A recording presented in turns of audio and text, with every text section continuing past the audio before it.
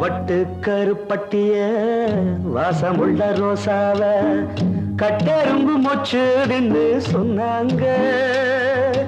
கட்டுக்கதை அத்தனையும் கட்டுக்கதை, அத சத்தியமா நம்ப மனம் ஒத்துக்கல. உச்சி வகுந்தெடுத்து பிச்சி பூ வச்ச கிளி பச்சை மலை பக்கத்தில மேயிருந்து சொன்னாங்க.